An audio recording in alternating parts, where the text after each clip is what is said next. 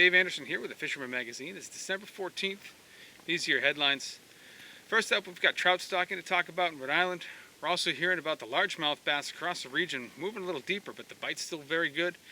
And holdover striped bass action has been awesome with some really big fish caught this week. Stay tuned for all that and more on this week's New England Fishing Forecast. The fishing news is sponsored by these fine partners.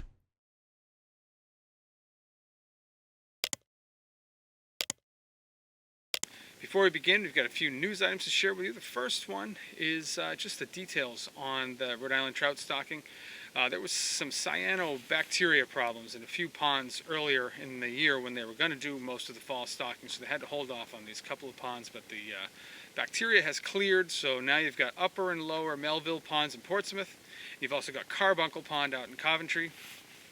Both of these ponds got rainbow trout, brook trout, and Sebago salmon over the last few days, and the bite has been very good. I actually got a report from one of our writers, Jeff Sullivan. He said he had 36 trout and salmon out of one of the ponds this week using rooster tail and little hair jigs, and you can see here some solid brook trout right there. So bite's been exceptionally good in those ponds, so that's one thing you guys can count on. Next up, we're going to talk about the what's going on in the Dreamboat Challenge this week. The 2023 Dreamboat Challenge is now official. Bobby Cifarelli passed the polygraph test with flying colors, and we can now formally introduce him as the winner. With a steady stream of top-tier entries and one heroic landing in the form of his 16.26-pound blackfish on November 11th, he secured the grand prize with his perseverance. Second place winner Kyle Kraus gave him all he could handle, logging points in a staggering 6 of the 7 species categories. He tied Bobby for points, but was beaten on the tiebreaker because of Bobby's giant tog. Third place went to Norman Bouchard. He went the quality over quantity route, landing the largest bluefish of the year at 16.2 pounds and the fourth largest sea bass at 4.15 pounds. Bobby Cifarelli wins the Steigercraft 21 Classic powered by a Yamaha 150 horsepower and a Minn Kota Riptide Tarova with a Humminbird Apex 13 chart plotter and an Orion offshore first aid kit. Kyle Kraus wins the fishing vacation of a lifetime. He and up to 3 guests will travel to Marina Pez Vela in Capos, Costa Rica, where they will enjoy world-class accommodations and 3 fishing charters for a variety of exotic species. Norman Bouchard wins the Sea Eagle Fishing Explorer 350 FX inflatable kayak, complete with their fish rig package. Each top 3 winner will also receive a $200 gift certificate from Shorehold, the leader in cleaning supplies for all your home, auto, and marine cleaning and polishing needs. And lastly, we'll talk about the giveaway, which is ongoing. This one's going to wrap up on January 24th. I think I said the 29th last week, but it's actually the 24th. And it's been a pretty steady stream of photos coming in, which has been good.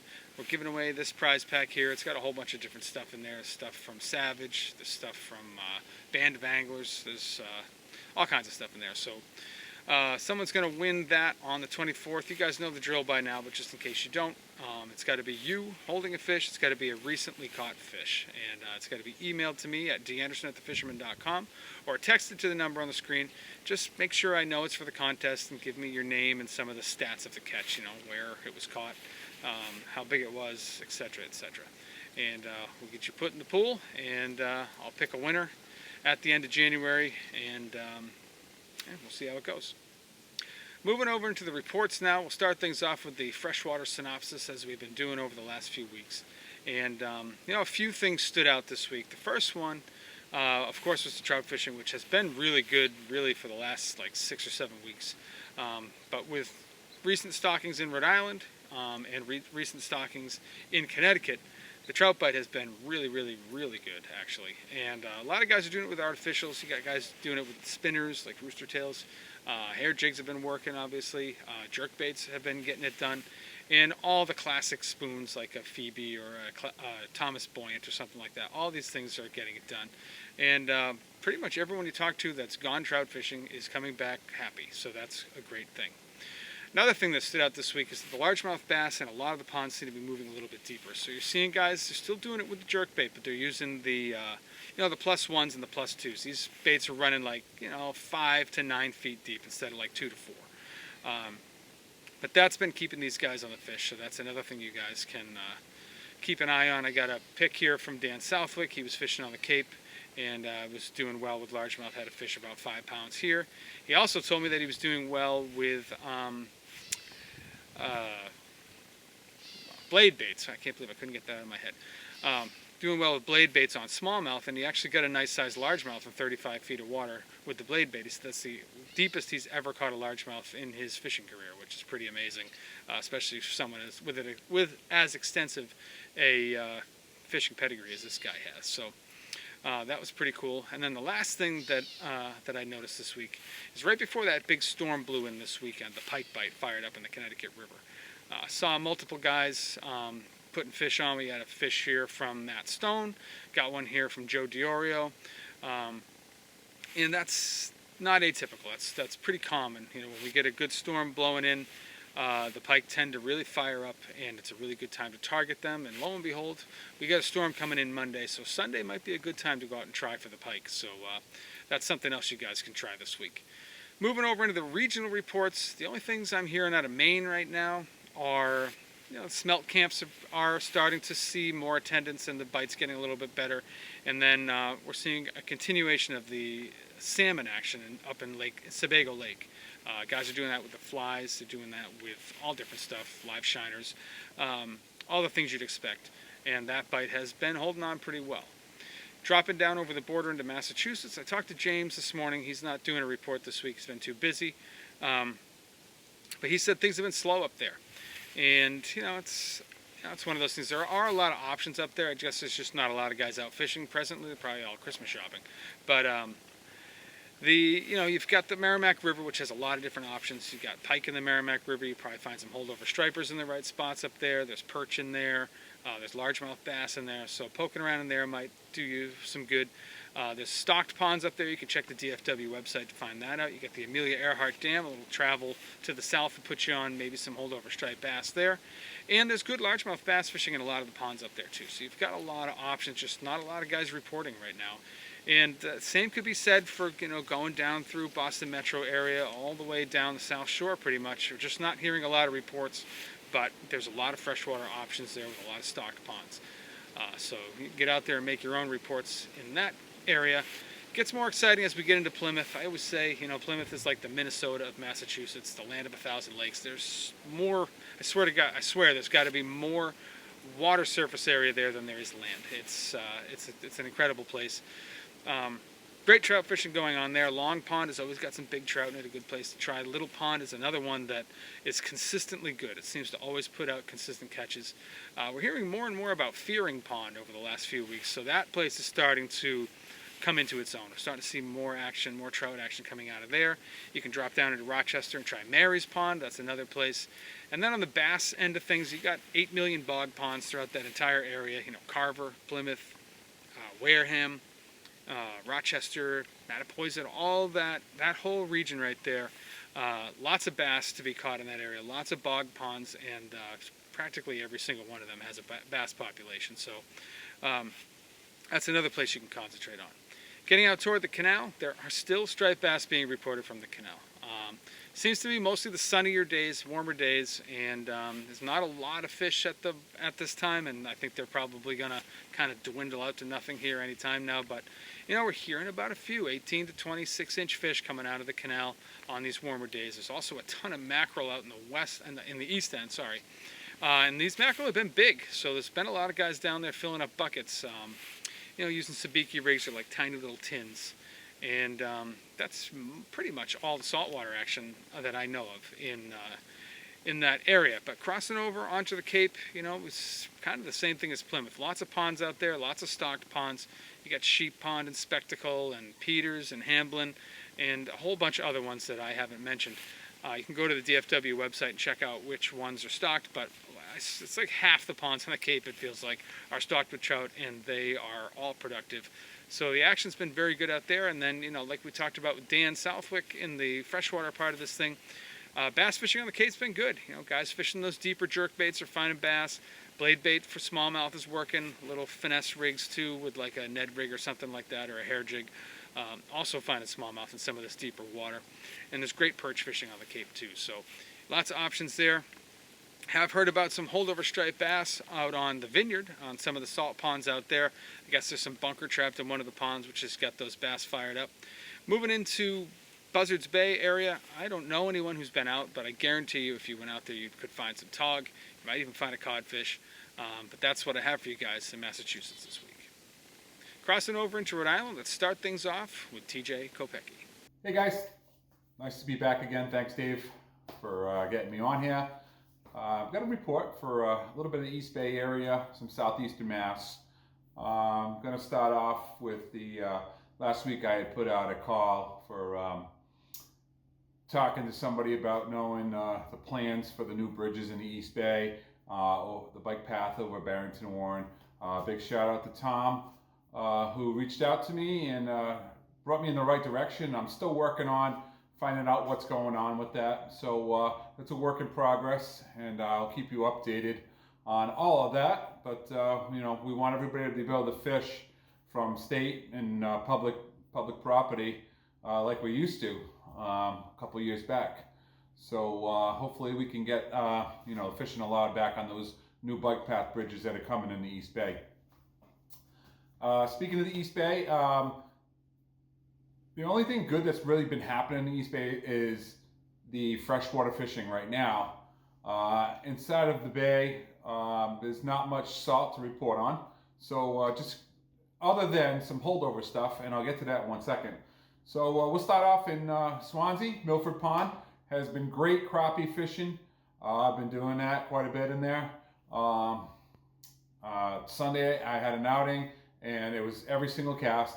But I also walked out of that pond with about 7 or 8 ticks on me, so be careful. There's still ticks around if you're out and about and on these freshwater ponds. My buddy Jeff's been fishing locally in the Warren Reservoir, Brickyard Pond, a couple of ponds in Tiverton. Doing really well on white perch. White perch they like that cooler water. They're just starting to come alive again.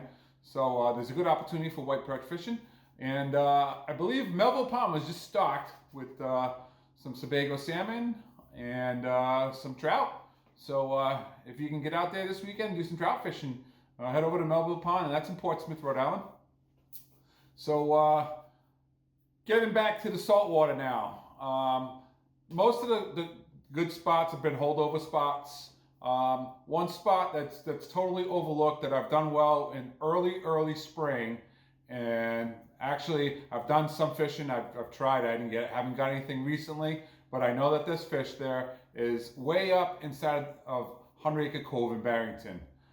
You'd have to access it from Wampanoag Trail, a little further up towards the Riverside line. There is some parking spots, but I saw a sign recently. They've changed it to parking permit for Barrington residents only. Not sure if that's true for all the spots along there. There are several different locations where you can pull your car over and walk down into the marsh there, where you would find the holdovers. And that 100 Acre Cove leads up into the Heron River, which goes all the way up into East Providence. So it's a good spot for holdovers, and I think if you want to go out there and give it a try, if you want to get out and fish, give it a shot. Another spot that's been really good for holdovers is the Seekonk River, and that's accessible to different places. The bridge where Omega Pond comes in, Walker's Cove, Bishop Cove. There's a couple of spots where you can park. Obviously right now, or the next couple of weeks, is not the weeks to go in that area since the bridge is now closed from getting from the East Bay over into Providence. It's probably a traffic nightmare, and finding a spot to park to get over there is probably pretty tough. Excuse me. Another good spot for me for holdover that I used to fish quite a bit that I really can't access now either because of traffic is right around the Point Street Bridge and inside the hurricane barrier. It's always been a really good spot for me. And up and down along that river up to Hemingway's has been really good for me also. And that's just pretty much using a 3 to 4 inch white curly tail or a white swim tail, just with about a 1/2 ounce to 3/4 ounce lead, and just bouncing it off the bottom real slow. It's real finesse fishing. These fish are cold. Guessing that if you're on a kayak and you can get out there, you'd be able to find those fish a lot better because they'd be suspended in a water column and right at that right water temperature that they like, that's comfortable for them.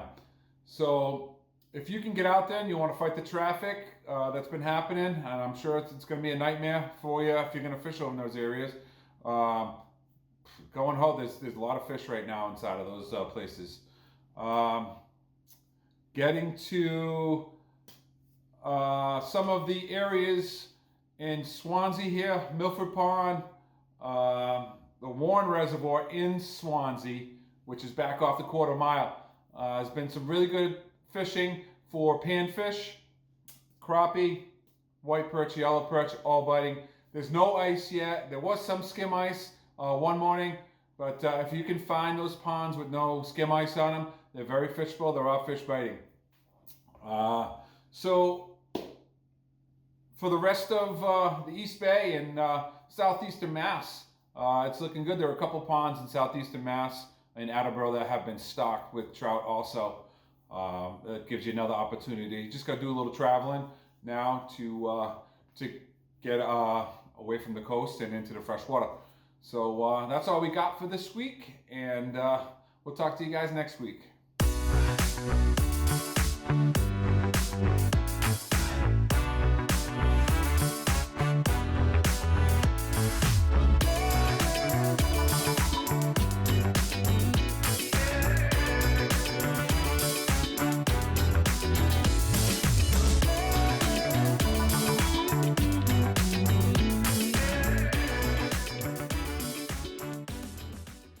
Now, heading out into the ocean, we are hearing really good reports of blackfish.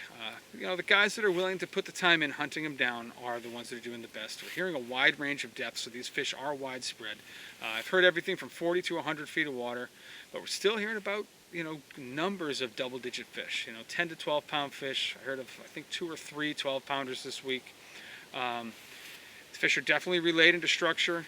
As you get out more toward Block Island, you're seeing a lot more sea bass, a lot more codfish. In fact, with that storm coming in over the weekend, it really seemed to wake those codfish up. It's not like it's the 1800s out there, but a lot more codfish this week than last week, and action overall has been pretty darn good. They're getting some scup in the mix. They're getting a whole bunch of varied, mixed-up bottom species, and plenty of sea bass as well. So the bottom fishing has been very good. You can hop a party boat out of Point Judith. You can hop on the Francis Fleet or something like that. The 7Bs, and get in on that action. For a little bit more on that, let's toss it over now to Captain John Lee from JL Charters. I hauled the boat today. It's December 13th.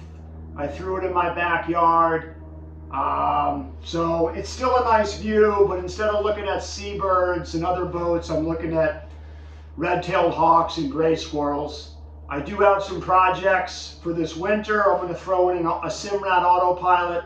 I'm going to put in a couple of fuel tanks, some rod holders down the port and starboard rails. I kind of want to outfit the boat a little bit more for tuna fishing and try to get in on that. It's been a good time the past few years.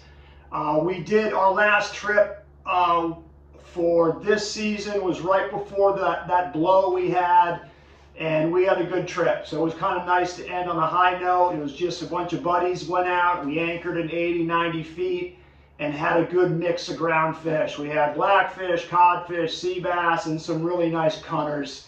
So it was a lot of fun. Anyway, I'll be in touch. I plan to fish all winter on other people's boats, maybe some head boats, maybe do some striper fishing locally. We'll see how it goes. Have a good one.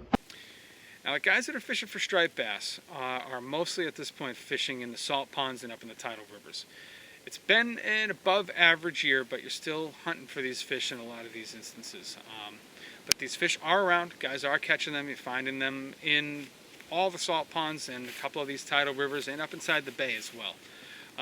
For me, the most successful lures that I've been using lately are mid-sized jerk baits, maybe something like an SP minnow that's been modified to suspend, And the 5-inch no life bait needed paddle tail has been crushing it for me. The other thing we're hearing about, of course, is the freshwater fishing, which has been very good. We talked a little bit about Jeff Sullivan. I'll put the picture up again here. They stocked 3 ponds, and there's one more on the list that I think I forgot to mention in the intro, but it's Wyoming Pond in Hopkinton. As soon as they finish a dam repair, which it sounds like is imminent, it's going to be any day now, they're going to stock that place as well. So 4 ponds have been recently stocked, and then a whole bunch of other ones were stocked within the last 5 weeks. So you've got very good trout fishing going on throughout Rhode Island, and a lot of guys are cashing in on that. And that's what I have for you guys in Rhode Island this week.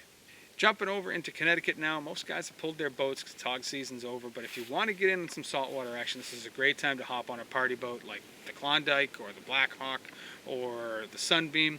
These guys are making runs out to Block Island, and they're finding sea bass, they're finding porgies, they're finding codfish, they're finding a whole bunch of other bottom species. The action's good, and it's low impact fishing. You don't have to think about it. You can just hop on the boat, kick your feet up until you get there, drop your line over the side, and enjoy, the rewards of fishing with a captain who knows what he's doing. So that's one option for you guys. There are striped bass up inside the tidal rivers here too. The Thames, you can find some up inside the Niantic River. You can find them up inside the Connecticut River. You just got to hunt around and find those schools. The bite, from what I've been hearing, has been above average and pretty decent. The Thames seems to be having a slightly above average, at least the last 10 years average year this year. So, maybe that's a good sign for this winter. We'll have to see. For a little bit more on what's going on in the Connecticut River, let's toss it over now to Captain Mike Roy from Real Cast Charters. Hey, what's up, guys? For this week's fish report, I have a few things. First of all, the striped bass fishing, the holdover striped bass are staging into their winter holdover areas, and I have this is going to be your top producing lure for those fish. This is a 5 3/4 inch finesse fish rigged on a Titan HD jig head made by Lunker City. This is a really great jig head that I helped design, and this is a 3/8 ounce jig, but this is going to work anywhere. 3/8, half ounce, or 3/4 ounce will work really well for these fish. A couple big announcements. I have a couple travel destination trips coming up. One is going to be in early March to Venice, Louisiana. It's world renowned for their big bull redfish. So that trip may be all booked up. I'm getting close to booking that up, but I'm going to be taking 5 anglers down there to fish with Journey South Outfitters. Also, a trip to Panama, late April at Toucan Lodge. I fished there in 2022. It's fantastic fishing. Going to be taking 3 anglers down there. And in Panama, you're fishing for roosterfish, Cubera snapper, bluefin trevally, all kinds of exotic snappers and groupers like broomtail grouper, mullet snapper. Also, the yellowfin tuna fishing is really great, and there's big blue and black marlin. So that's definitely a trip of a lifetime. Panama's a really remote area. The lodge is located on an island. So if you're interested, reach out to me, and I'll give you more information on that. That's all I have for you. Good luck. Now, as we talked about in the freshwater part, we were hearing about some good pike fishing up inside the Connecticut River.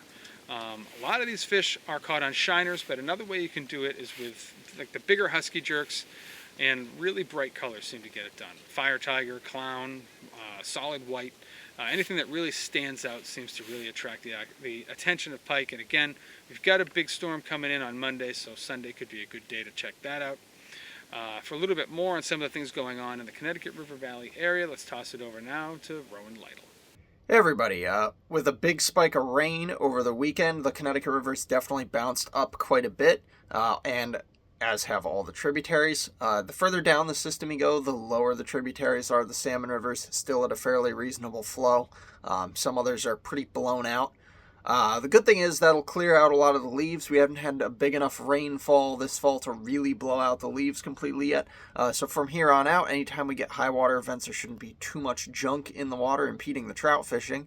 The main stem of the river had a flood warning. I don't think it still does. I think that's lapsed. But at least for midweek, it was pretty high, and that would definitely impact the fishing. Of course, this time of year, most of the fishing for panfish, pike, and bass is on the backwaters in some of the deeper, slower water.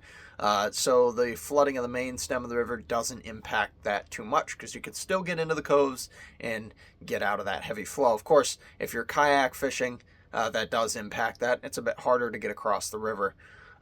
But for the weekend, all is looking fairly good. The weather looks like it's going to be very nice and mild, so the fish should be feeding fairly well. Unless I get booked up for this weekend, which it's always a crapshoot for me around the holidays, looks like I'm going to be fishing for myself. I'm probably going to be targeting holdover stripers and big white perch as per usual. Although midweek, maybe even tonight, I'm going to go out and see if I can't get some channel catfish. With the warmer water and the big rainfall, I want to see if I can't get a few more absolute slob channel cats out of the river before the season ends. But yeah, great weather coming, so get out there, catch some fish. Heading out of the river, out to Westbrook, let's check in now with Matt Stone from Black Hall Outfitters. What's up, guys? Matt here at Black Hall Outfitters with this week's fishing report. It is winter time. It is pretty chilly out there. There's still some fishing to be done.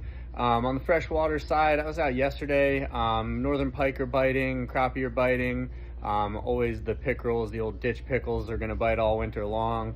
You can also get some cold weather bass as well. My preferred method is just trolling small plugs. You might have tactics that are a little more refined. I like to just cover ground, have some fun, be outdoors for a few hours. Shallow water, 5 to 15 feet or so, diving plugs, and 15 to 25. Just kind of see what you stir up. On the saltwater side of things, we're looking at holdover season pretty much through winter for the next couple months.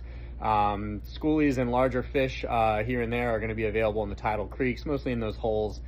Slow rolling, small paddle tails, soft plastics of any type are the best way to do it. Or kind of bottom bouncing them as well is another tactic that will work. That's it for now. Hope everyone has a great week and enjoy the water. Heading west from here, we're hearing about good trout fishing all along the interior. Farmington's been good. A lot of these other rivers you can go on Deep's website, check out all the rivers and the lakes that have been stocked recently. I know they're still doing some stocking now, so you've got some opportunity there. Heading out far west, Max is busy today, so I just got a couple talking points from him. He said there's still some striped bass out around like 11B and 28C. Not a lot of guys are out fishing for them, but there are still bass there. There's also still some fish along the beaches, and there are still striped bass moving up into the Housatonic River. So guys fishing at the mouth or adjacent to the mouth are finding some big fish. And one of the biggest ones that I've heard about in the last week came from one of our writers, Greg Taylor. This is a serious bucket mouth fish. Not the best photo, but man, is that a nice fish. I don't know exactly where that was caught, but I know it was caught in the vicinity of the Housatonic River. And then guys fishing in the actual river are doing well also. We're hearing about mixed sizes of fish, everything from 24 inches up to 25 pounds, and probably some bigger fish in the mix as well. Guys catching the bigger ones are doing it at night, and they're doing it with big soft plastics like a bomba shad or one of the 8-inch paddle tails from No Live Bait Needed. And that's what I have for you guys in Connecticut this week. If you're not a subscriber to the Fisherman magazine, I highly recommend you head over to our website. That's thefisherman.com. You can get a full taste of what we offer there. We cover everything from Delaware all the way up to Maine. We cover offshore, inshore, surf, freshwater, travel. It's all there. We got recipes. We have a lot of how-to. We got tackle making. We got rod building. It's all covered in the magazine.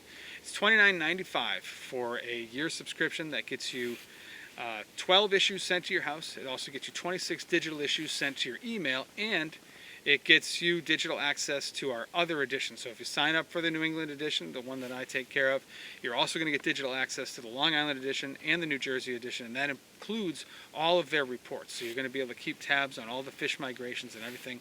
It's the best $30 you can spend at fishing. If you're still not interested after you check out the website, though, at the very least, give us a like and subscribe here on YouTube and hit that little bell thing down there so you get a notification every time we post something new. Appreciate you guys for watching, and we'll see you next week.